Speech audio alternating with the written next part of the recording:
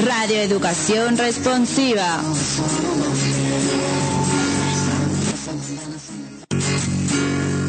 ¿Qué pasó, chamaquitos y chamaquitas? ¿Cómo están? Jueves, lluvioso, el ojo del huracán pasando por aquí la estación. Hemos visto unas fotos, parece que ya también se desvió el huracán, lo pudimos constatar en unas fotos que ahorita vamos a tuitear para que ustedes vean que no mentimos aquí. La información que nosotros damos es correcta y es la adecuada. Tengo por ahí una tarea asignada en este programa de Histeria Mexicana donde me han pedido que platique este asunto de que Juárez le hizo un juicio todo loco y payaso a Maximiliano, lo cual es completamente cierto y lo quiero platicar, pero me parece que no se puede platicar si no hay una antecedencia, si me permiten el mal uso de esa palabra, que refiero a los antecedentes de la historia de esta nación, y lo vamos a platicar brevemente en uno o dos programitas nada más, para que veamos por qué somos, y por qué el nombre de Histeria Mexicana, a quién se le ocurrió, por qué, y digo yo, en lugar de historia, nos ha comprobado que es la histeria, y de ahí salió histérica la productora del programa, porque dice, oye, es que a mí me enseñaron que Carranza era de los buenos y de repente ya le andaban pegando una corretiza y que se subió a un tren y que la Constitución, pero ¿qué no la Constitución es buena? ¿Qué no dice la locutora Dulce que es la ley suprema de la nación? Y bueno, hay que explicar todo esto, porque pues así salió el asunto. Entonces, ¿cómo se creó México? ¿Cómo llegamos hasta Benito Juárez? ¿A quién se le ocurrió traer a Maximiliano? ¿Maximiliano en verdad quería venir, no quería venir? Pues, ¿qué onda con todos estos personajes? ¿Qué sucedió? Y bueno, pues vamos a empezar a platicar esta historia, cómo nació. Y la primera distinción que quiero hacer es que México nace como país cuando se da la consumación de la independencia. Todos estos que vienen y le tiran a los españoles, que mendigos españoles que vinieron y nos conquistaron, que vinieron y le pusieron en la suya al Cuauhtémoc y a Moctezuma y se robaron el oro y esto y lo otro, y es que nosotros éramos bien fregones, éramos un chorro de indios bien fregones y no sé qué tanto dicen. No es cierto, O sea, nosotros somos la consecuencia del choque de esas dos culturas. Llámale como quieras, un exterminio de los indígenas por parte de los españoles, pero nosotros somos resultado de esas mezclas, porque ni los extinguieron ni nada por el estilo. Tan es así que hoy la Constitución nos dice que la nación se basa en sus pueblos indígenas. En el artículo 2 constitucional, si no me equivoco, dice exactamente eso. Ahorita lo voy a buscar rápidamente aquí en internet para que ustedes puedan ver que sí es cierto lo que dice el artículo. Y entonces, ¿dónde está ese exterminio del que nos hablan, que los españoles vinieron y acabaron con todos los indígenas y se rasgan la ropa? Fíjate, dice el artículo 2 de la Constitución Nacional Mexicana. La nación tiene una composición pluricultural sustentada originalmente en sus pueblos indígenas, que son aquellos que descienden de poblaciones que habitaban en el territorio actual del país al iniciarse la colonización y que conservan sus propias instituciones sociales, económicas, culturales y políticas o parte de ellas. ¿Te das cuenta entonces? Estos indígenas no fueron exterminados, son la base del México que hoy está.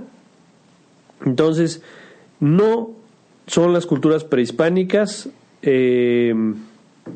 la parte de México nada más. Nosotros tenemos un pasado indígena, sí, tenemos un pasado español, por supuesto, y nacimos de la mezcla de estos dos. España en aquella época estaba en unos apuros económicos derivados de las constantes guerras que se traían allá en Europa, pues uno se peleaba con el otro, que si Napoleón andaba invadiendo por aquí por allá, y que si los reyes de Inglaterra, etcétera, todos andaban echando bronca por allá, y pues en España no era la excepción. Justo en eso surge el concepto de Estado, la creación de un ejército, policía, departamento de limpieza en las principales ciudades de aquí, de lo que se considera la Nueva España, que todavía no era México, nada más estamos haciendo un preámbulo, ¿no? Y en un ambiente creciente de disputa del poder económico y político, sobre todo a la Iglesia, del Estado contra la Iglesia, encontramos hechos que fundan las instituciones con las cuales hoy gobernamos y de las cuales hoy dependemos. Notoriamente encontramos que la actitud de los llamados naturales a los españoles nunca fue de compatriotas, sino más bien de extranjeros. Sin embargo, tampoco se sentían aztecas ni soñaban con el regreso del Imperio Azteca. Esta es otra gran falacia que se nos ha querido montar para decirnos y crearnos un nacionalismo que no tiene ni pies ni cabeza, ¿no? Una opinión sostenida y fundamentada por varios exiliados católicos, jesuitas sobre todo, que serían los antecedentes de la gran aventura, por llamarle de una forma, que tendría Miguel Hidalgo y su pandilla, ¿no? Entre ellos la famosa corregidora de Querétaro, otro Ignacio Allende y demás insurgentes que en ese momento se les consideró como los iniciadores del movimiento de independencia, aunque como vamos a ver, pues no era un movimiento como tal de independencia, ¿no? Pero no fue ni siquiera Hidalgo el primer movimiento.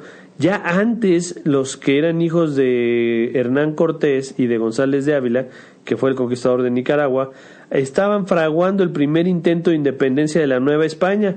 Sin embargo, fueron descubiertos y los hijos de González de Ávila, pues esos fueron ajusticiados en la Ciudad de México, mientras que los hijos de Cortés salvaron la vida, siendo considerados los primeros influyentazos de la historia mexicana, ¿no? También encontramos levantamientos indígenas, pero ninguno con la fuerza necesaria para ser nacional. Van a ser, aunque te duela, los criollos, no los indígenas, no el bendito pueblo mexicano, el que se va a levantar en armas, ¿no? Y tampoco se levanta en armas con la idea de la patria y de vamos a independizar este territorio, es lo que nos conviene. No, ahorita vamos a ir platicando de eso.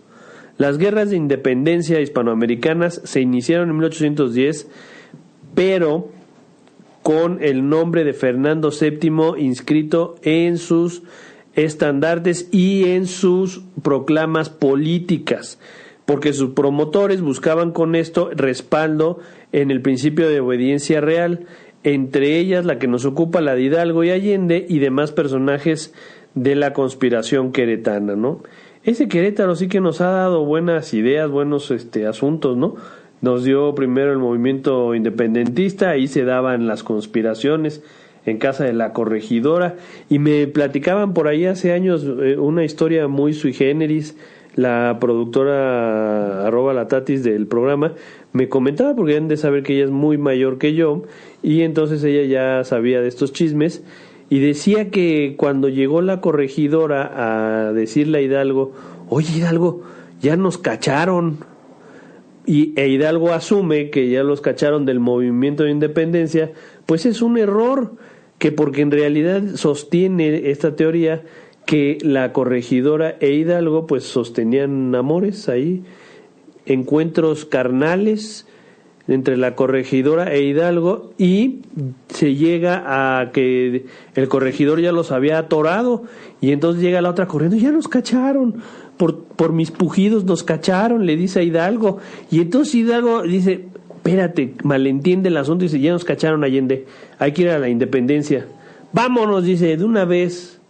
Era con Allende, no, era con Hidalgo, el que hace la proclama fue Hidalgo, porque Allende, tienen que recordar, era militar, y él le decía a Hidalgo, todavía no tenemos bien organizado el movimiento, mejor no hay que hacer nada, y fue Hidalgo el que dijo, no, sí, vamos a aventarnos. Entonces era Hidalgo, no Allende.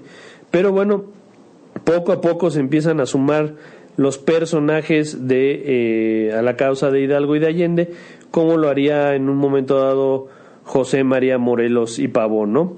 Pero bueno, en ese momento en que se está dando este grito de, dice la historia oficial, emancipación, que no fue así porque en cuanto los historiadores serios han referido, nos dicen que Hidalgo incluso gritó viva Fernando VII, y el movimiento lo que quería era desconocer a Napoleón y sus fuerzas francesas que estaban en España y habían depuesto al monarca Fernando VII.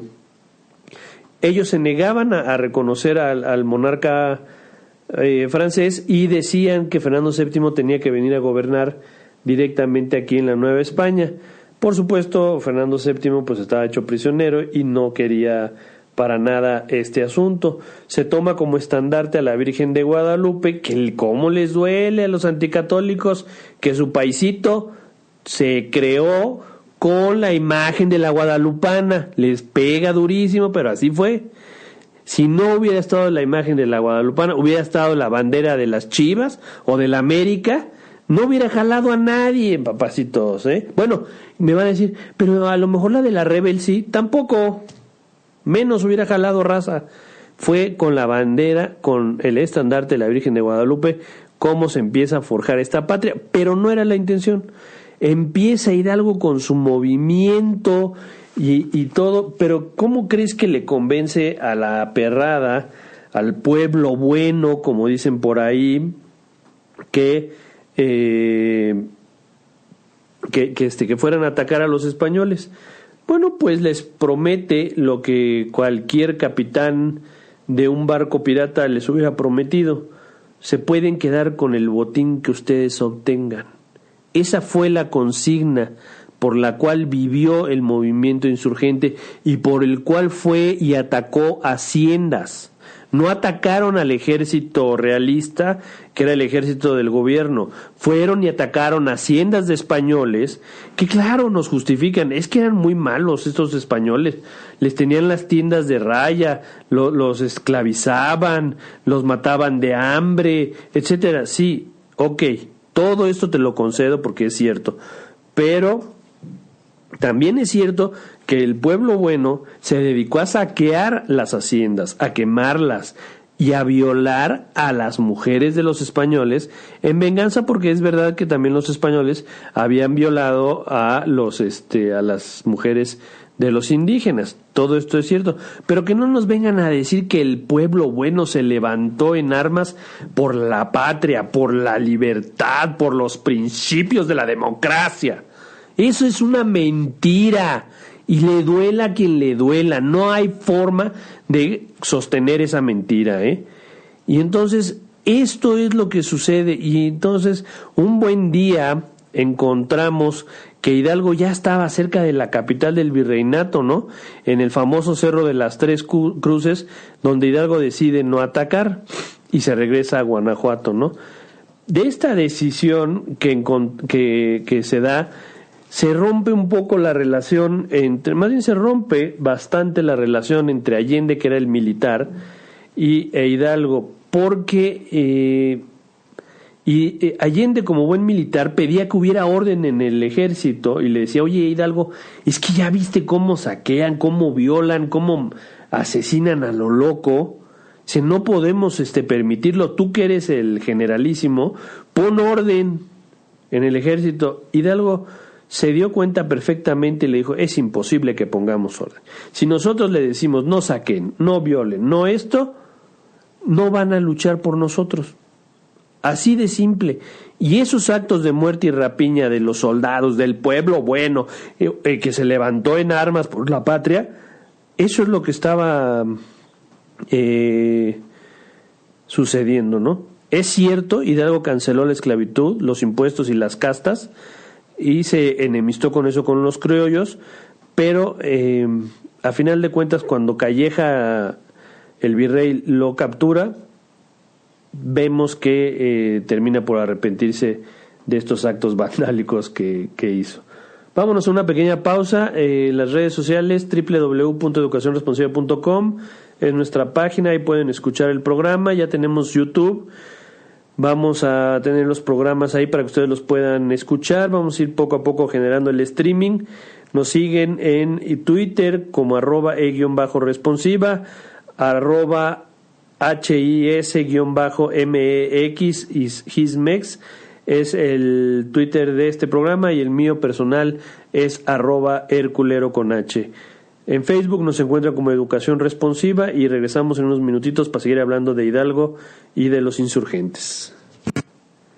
Pues ya estábamos de regreso aquí, estábamos hablando del curita Hidalgo y de sus secuaces, de cómo estaban saqueando por aquí, por allá, por todos lados, y no les importaba otra cosa más que eso. Hidalgo no los podía detener, pues ¿cómo los iba a detener? Y empezaron a tener problemas entre los propios insurgentes, entre Allende y él. Y pues ¿qué hacemos, no? ¿Vamos a parar el movimiento, Hidalgo, o si le seguimos? No, pues le seguimos. Y que me lo agarra Félix María Calleja, que era el virrey, y me lo derrota en Puente de Calderón. Hidalgo dice: no hay de otra, muchachos, vamos hacia Texas, porque allá nos vamos a rearmar y allá hacemos todo y ya verán qué padre, ¿no? ¿Cuál padre? Este iba huyendo, ya no quería saber nada del movimiento, se había derrotado. No es eso de que se iba a rearmar, iba a volver a atacar, no, pero eso nos dice la historia, que él iba hacia el norte para reagruparse y que el movimiento volviera a tomar forma, para nada. A este me lo agarran, y ahí entre sospechas, no está comprobado, ni los historiadores serios pueden comprobarlo, pero hay muchas sospechas de que Allende fue quien termina entregando a Hidalgo. O sea, primero agarran a Allende, porque estos se separan, entregan a Allende y le dicen: oiga, don Allende, ¿no ha visto usted por ahí al cura Hidalgo? Pues claro, si vengo de estar con él está ahí instalado, y fueron por él, ¿no? Y que me lo agarran y me los cuelgan, les cortan la cabeza, y ya saben que estuvieron ahí en la Lóndiga de Granaditas, sus cabezas expuestas, ¿no? Y en varios lados más estuvieron expuestas sus cabezas para que se viera todo esto. Morelos toma el mando del movimiento, ataca la ciudad de Valladolid, hoy Morelia, que era defendida ni más ni menos que por Iturbide, quien le pone una maraca a las fuerzas de Morelos terroríficas. ¿Tú te acuerdas de aquella gran frase que nos han manejado, que dijo Napoleón: denme 5 generales o 3 generales como Morelos y conquisto el mundo? Pues Iturbide le puso en la suya en todas y cada una de las batallas en que se metieron, ¿no? Incluso Mariano Matamoros, que fue otro famoso insurgente, él también murió a manos del mismo Iturbide. Lo más podemos decir bonito o adecuado que hizo Morelos fue establecer las primeras bases constitucionales de este país, porque se avienta su constitución de Apatzingán, donde declara los sentimientos de la nación y empieza a darle idea política, y es cuando se empieza a hablar ya de independencia de México, de la Nueva España todavía, de la España europea continental. Sin embargo, para 1815 me lo agarran, lo fusilan, y prácticamente con esto queda off el movimiento independentista, ¿no? El cual ya era muy observado de cerca por parte de tus primos los gabachos, los antes 13 colonias, quienes ya empiezan a maquinar la famosa doctrina Monroe y el destino manifiesto, que pues tú sabes que es América para los americanos, y que ellos son los meros chichos escogidos, sin menoscabo esto de los meros chichos de la productora y su marido, eran los meros chichos del planeta. Y entonces nos quedan 2 pequeños fuegos por aquí y por allá, uno en el sur con Vicente Guerrero y otro en Veracruz con el general Guadalupe Victoria. Pero estos muchachitos en realidad no le quitaban el sueño a nadie. Dite tú que era como el subcomediante Marcos en Chiapas, que, oye, que hay un levantamiento ahí en Chiapas, que los pueblos indígenas, ya viste que van a lanzar una candidatura independiente. Sí, pero no me quita el sueño. Esto es lo que sucede, ¿no? Y había un nuevo virrey que era Juan Ruiz de Apodaca y que trataba de comprarlos con sobornos, algo que se ha quedado hasta ahora mismo. La lección de todo esto que estoy hablando es clarísimo, porque la independencia no se iba a lograr con los métodos hasta ahora empleados y tendría que venir de arriba y no de abajo el inicio del movimiento, ¿no? Bueno, pues vamos a seguir platicando y hay esta tendencia de decir que Hidalgo fue quien nos independizó. Hidalgo no proclamó la independencia, Hidalgo no quería un movimiento de independencia, quería que nos gobernara Fernando VII y así lo manejó. Sin embargo, en 1812 se da una situación que influye mucho en todas estas cuestiones. Se da la Constitución de Cádiz, la Constitución que hacía iguales a los peninsulares y a los criollos, quizá la intención de recabar el apoyo en contra de la invasión napoleónica a España, que además era terrible con los bienes de la Iglesia y con sus intereses y privilegios. Entonces, por eso se empieza a dar esta anhelada independencia, porque eran los que querían manejar el país. Ahora encontraban los españoles peninsulares que residían en este territorio de la Nueva España a sus nuevos aliados, y a estos se sumaban los altos jefes de la Iglesia, porque entendían que la única forma de mantener sus privilegios y estatus social era a través de sostener el poder y a través de la independencia, y así es cuando comienza la verdadera conspiración para la independencia de este territorio y después formar el país que a la postre se llama México. Esto es muy parecido a lo que estamos viviendo hoy en la actualidad con los diputados. Como se empiezan a dar las candidaturas independientes y hay 2 que 3 que alcanzan a llegar sin necesidad de participar en los partidos políticos, ¿qué es lo que están haciendo el sistema de partidos?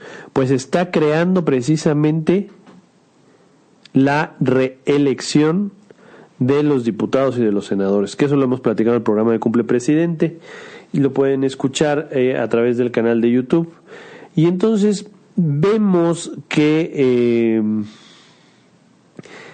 la propia Constitución de Cádiz empieza a facultar y empieza a darles ideas a los entendidos y a los que tienen cierto poder aquí en la Nueva España. Para 1821, los diputados novohispanos lograron cesar a los jefes militares que con mejores resultados habían combatido el movimiento insurgente y también sustituyeron a Ruiz de Apodaca, que el virrey de aquella época, por don Juan O'Donoghue. Posteriormente se dieron a conocer decretos sobre la extinción de los jesuitas contra la Iglesia, la desaparición del fuero eclesiástico y supresión de órdenes monacales y monasterios. Ya el hecho de la independencia pues era inevitable, y aquí te das cuenta que este asunto de quitarle el fuero y de restarle poder a la Iglesia Católica no es de tu ídolo Juárez. Juárez toma estas ideas justamente de los propios españoles, esos a los que le tiras y a los que dices que trataban mal a la mujer y todo, que porque los aztecas, esos sí trataban bien a la mujer, que porque los españoles mendigos sanguinarios. Y no eran más sanguinarios los aztecas y los tlaxcaltecas y todas las culturas. No tenían una serie de ritos para sacrificar personas, vírgenes, niños incluso. No se comían, de ahí salió el pozole que tanto les gusta. Con granos de elote se tragaban a los guerreros, a los prisioneros. Y ahora tú vamos a la casa del tal Antonio a echarnos un pozole. Vamos a elevar el rito, a honrar el rito de tragarnos a los prisioneros de guerra con el pozole, mano. Eso es lo que haces. Y vienes y te quejas de que los españoles nos dejaron tradiciones locas. Primero ponte a leer y ve lo que te está sucediendo, lo que estás apoyando, lo que estás diciendo de los aztecas. Pero bueno, surge la figura de Iturbide, que se empieza a hacer general y empieza a cobrar importancia dentro de esta lucha contra el movimiento insurgente. El mismo virrey pone en manos de Iturbide el poder necesario para asestar el golpe definitivo al entregarle la comandancia del sur, cuando renunció a ella José Gabriel Armijo, y entonces Iturbide acepta y establece su cuartel general en el estado de Guerrero, donde se dice que Vicente Guerrero todavía luchaba. Vicente Guerrero estaba escondido en unas cuevas allá, peor que paracaidista en Tláhuac. Y le dice todavía al virrey: oye, pero no tengo lana, préstame 12,000 varos para poder combatir a Vicente Guerrero. Y mientras combatía tibiamente a Guerrero, porque pues tampoco había que el Vicente entrara directo a luchar contra el ejército, no, por ahí le echaban un balazo y él respondía con una pedrada. El virrey le pidió que le guardara otros 25,000 pesos, le dice a Iturbide: oye, guárdame esta lanita, por favor, porque no confío en nadie. Y el otro le dice: oiga, señor virrey, pues por supuesto, en mí puede confiar, y le da la lana. ¿Pero qué crees? Que se los gastó. Iturbide se los gasta en lo que le da la gana, manda a pedir unos chicles, manda a pedir unos tragos, etcétera, se los gastó. Y entonces se da cuenta de que el virrey se los iba a pedir y dice: no, pues es que ya me va a poner mal me va a querer destituir, ¿qué hago? Pues entonces decide pactar y se empieza a escribir con Vicente Guerrero. Para no hacerlo cansado esto, en febrero de 1821, Iturbide de su ronco pecho proclama en Iguala el plan de la independencia. Y al más puro estilo priista, ustedes lo escucharán ahorita como lo dijo él en aquella ocasión, dice: americanos, bajo cuyo nombre incluyo no solo a los nacidos en América, sino a los europeos, africanos y asiáticos que en ella residen, tened la bondad de oírme, españoles europeos, vuestra patria es la América, porque en ella vivís. Y no paró, sigue su proclama bonita: americanos, ¿quién de vosotros puede decir que no desciende de españoles? Al frente de un ejército valiente y resuelto, he proclamado la independencia de la América septentrional. Es que era medio tartamudo. Ya no reconoce ni depende de España ni de otra nación alguna. Pero esto que ya suena al discurso aquel priista y todo, tiene un cierre fabuloso. Y dice: no le anima a este ejército otro deseo que el conservar pura la santa religión que profesamos y hacer la felicidad general. ¡Ay, papá! Pues ¿quién no quería de presidente, de emperador? Todo el mundo, las mujeres se volvían locas. ¡Ah! ¡Ah! Iturbide, hazme un hijo. Ahí le gritaban. Y entonces se empieza a fraguar este tema de la independencia, se empieza a fraguar una idea de un país, se empieza a fraguar la idea del imperio. Vámonos a una pausa comercial, de inmediato regresamos para seguir platicando de este asunto de la independencia. Me piden que den las redes sociales, parece que no se las aprenden ustedes, ¿verdad? Pues apúntenlas, saca un papelito y apúntala para que ya no tengan que estarla repitiendo a cada rato.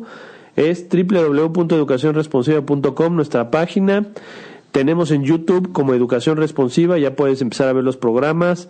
Ya se empezó a armar aquí el debate de que por qué no están todos los programas arriba, pero que ya van a estar, dice la productora, dice cálmense, parecen insurgentes de Hidalgo, ya quieren saquear, pero ya nos tranquilizó, ya nos dijo que nos va a dar ahí una lanita para que se la guardemos, ¿no? Como a Iturbide. @e_responsiva, el Twitter de la estación, @HIS_MEX, el Twitter del programa, el mío personal es @Herculero, y en Facebook nos encuentran como Educación Responsiva. Regresamos en unos momentos. Pues bueno, ya veíamos que Iturbide, como el primer y máximo priista de esta nación, daba una lección de amor por una patria que aún no existía y proclamaba que su deseo, y desde el ejército que él manejaba, pues era la felicidad de todos, ¿no? Y además hacía a todos los habitantes pues responsables de ello. O sea, es mi deseo que todos seamos felices, pero es responsabilidad de todos. ¿Te suena? Pues claro, es lo que te dicen. No importa si el gobierno se cae a pedazos. Tú, pórtate bien. Ay, todo mundo roba, pero tú no robes. Eso es lo que nos dicen, ¿no? Qué padre. Una de estas cosas que decimos, resulta que no se refiere a la naciente nación, pero que sí negoció, lo que sí negoció Iturbide es que el trono le pertenece a Fernando VII o a alguno de sus familiares, siempre que su corte resida en el continente americano. Esto era muy, muy brillante. Él sabía que eso no iba a ser posible, por lo que alguien tendría que tomar su lugar. ¿Y quién creen que iba a ser? Entrando el ejército trigarante a la Ciudad de México con unos 16,000 hombres, que el ejército trigarante era en realidad el ejército realista, o sea, las tropas españolas que estaban apostadas para defender la Nueva España. No eran las tropas insurgentes, no era el pueblo bueno que saqueaba haciendas, era el ejército realista. Y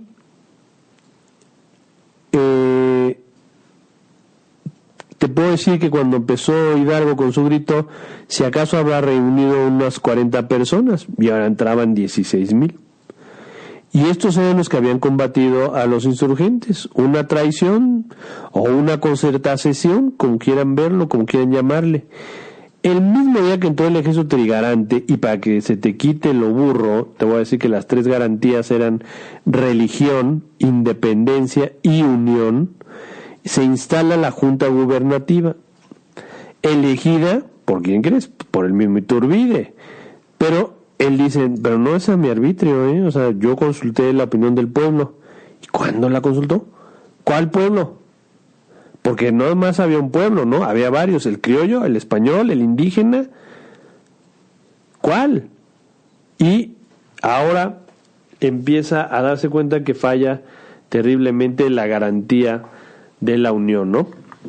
La Junta esa misma noche redacta el acta de independencia del Imperio Mexicano, no de la Nueva España, ni de México, ni la República Mexicana, del Imperio Mexicano. Se ha dicho de paso que esta acta requería que Fernando VII fuera el emperador, pero en caso de una negativa no decía qué hacer. También, en un hecho por demás demagógico, señalaba que por fin la nación mexicana salía de 300 años de opresión, y valdría la pena preguntarse, ¿cuál era esa nación mexicana? ¿La de los aztecas? Ya vemos que no. ¿Renacería el imperio de los aztecas o de los tlaxcaltecas? ¿O de quién? Esto es importante porque en esa época nadie se sentía azteca. Nadie quería ser azteca. Ay, es que mi pasado de Moctezuma y esto, no quería. Nadie quería.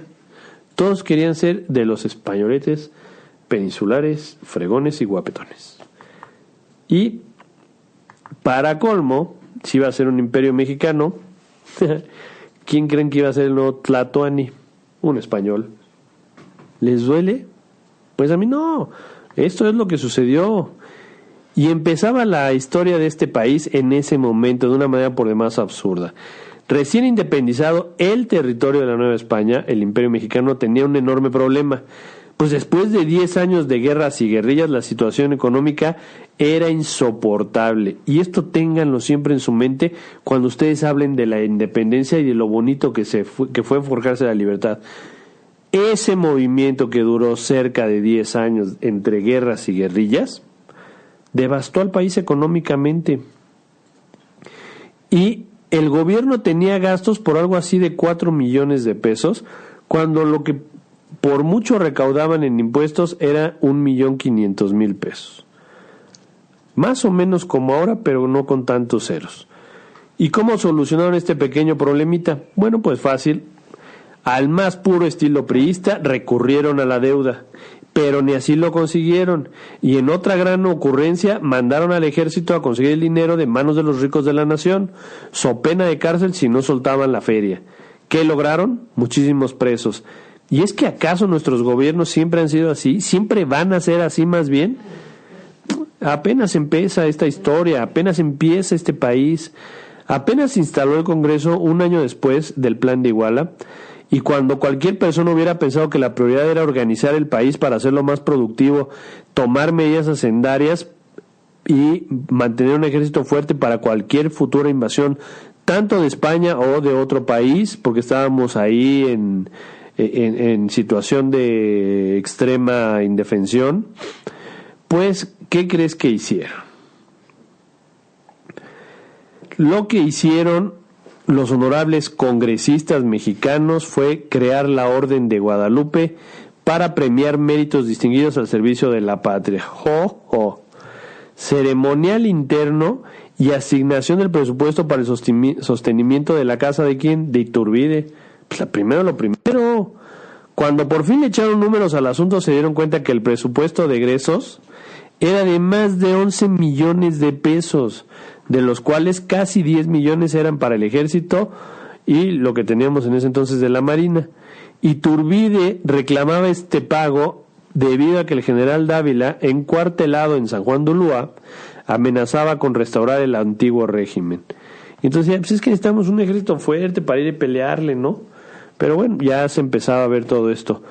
Y vale la pena señalar que Iturbide alcanzó el título de emperador de México con un poco de morbo por la relación que Iturbide sostuvo con la famosa Güera Rodríguez, María Ignacia, ¿no? No la Güera Rodríguez Alcaine, no se confundan, ese cuate existió tiempo después. Y a esta mujer también se le ligó con Simón Bolívar, lo cual pues es poco probable dado la corta edad que tenía este último cuando se conocieron. También se le ligó a esta mujer con altos jerarcas de la iglesia, porque esta mujer juega un papel muy importante en la parte política de la asunción de Iturbide al poder. Iturbide era un desgraciado. O sea, no vamos a hablar de que porque él consumó la independencia era un héroe a todas luces y que, oye, los chiles en nogada se crearon en su honor y para festejar que iba a ser emperador y todo eso. Espérate, hijo. Iturbide estaba casado con doña Ana María Josefa Ramona Huarte Muñoz Sánchez de Tagle de Iturbide. ¿Qué? ¿Con quién? Ana María Josefa Ramona Huarte Muñoz Sánchez de Tagle de Iturbide. Pero se nos enamora a lo loco de la Güera Rodríguez, ¿no? A tal grado que con tal de ganarse el amor de esta última, decide internar en un convento a doña Ana, pero no fue de que doña Ana, fíjese que lo nuestro ya no funciona, mi corazón pertenece a otra, y pues le propongo yo que disolvamos nuestro vínculo matrimonial. No. Resulta que le inventa un chisme de que esta le era infiel, y se dice que Iturbide encontró una carta de amor de su esposa para un hombre desconocido y con eso bastó para acusarla y que la metieran a el monasterio ¿cómo se llama? Al convento. La meten al convento. Pero lo interesante de todo esto es que era falsa la carta. E Iturbide sabía que era falsa. ¿Y sabes cómo sabía que era falsa? Pues él la escribió. Él escribió la carta y miren lo que me encontré, señores. La mostró a todo el mundo. Y doña Ana, no, te juro que no, esa ni es mi letra. Sí es tu letra, hija. Y para atrás. Y que me la medio entancan, digamos.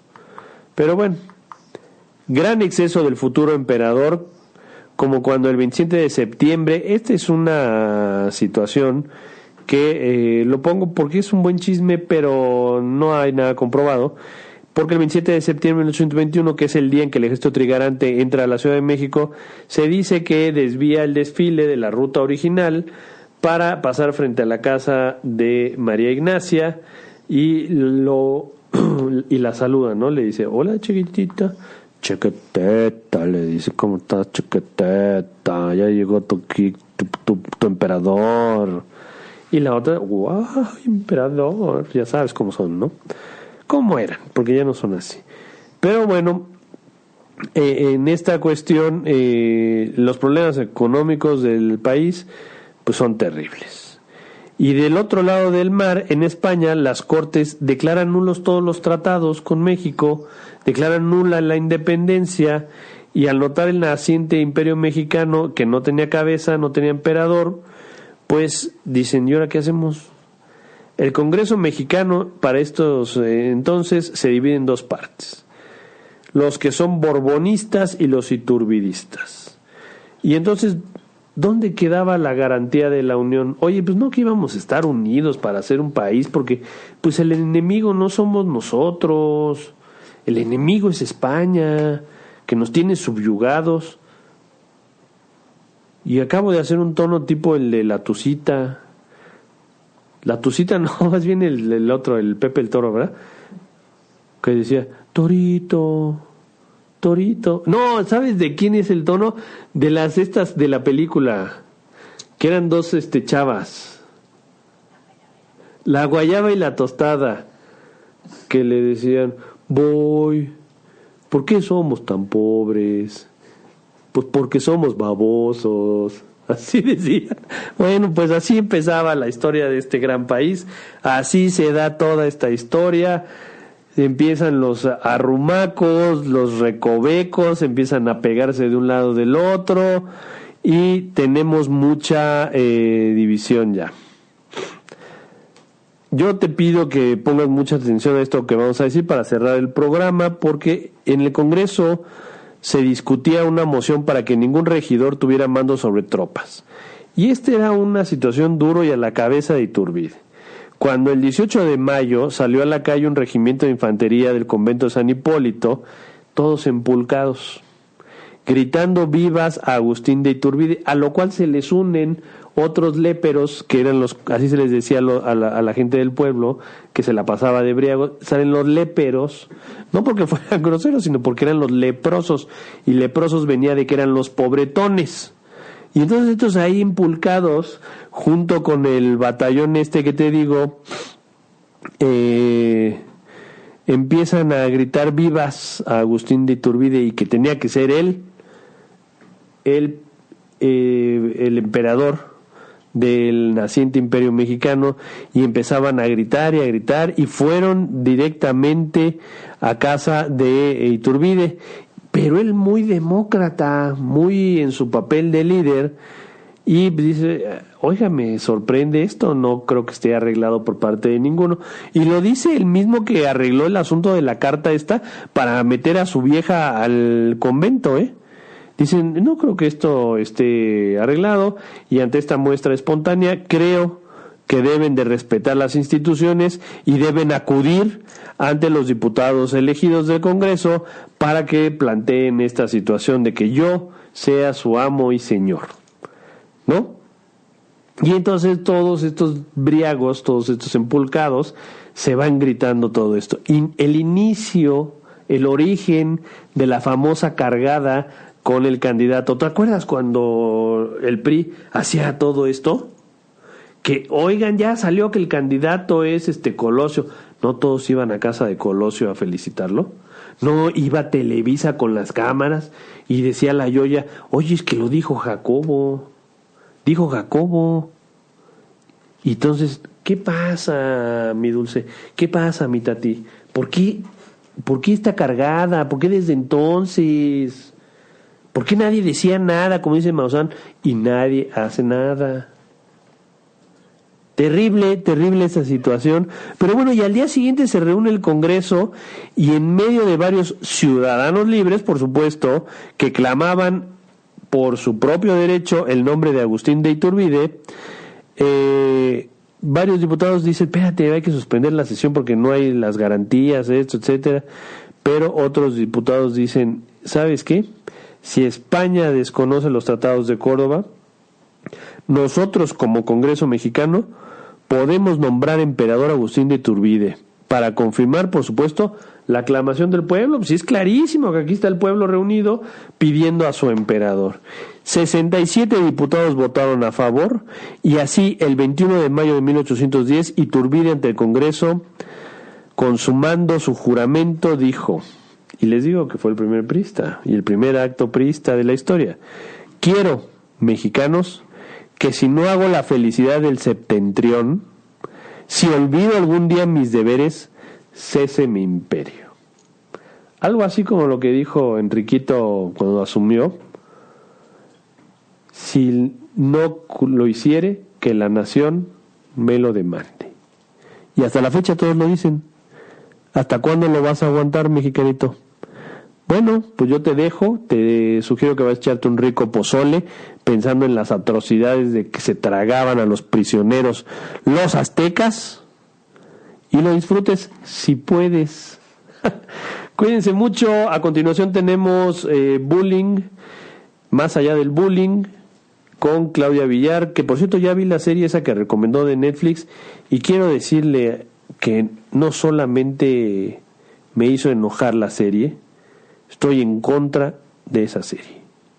Cuídense mucho, nos vemos el próximo jueves en horario estelar de las 5 de la tarde para que escuchen un poco más de cómo nació este paisito que ustedes llaman México y que dicen que quieren mucho.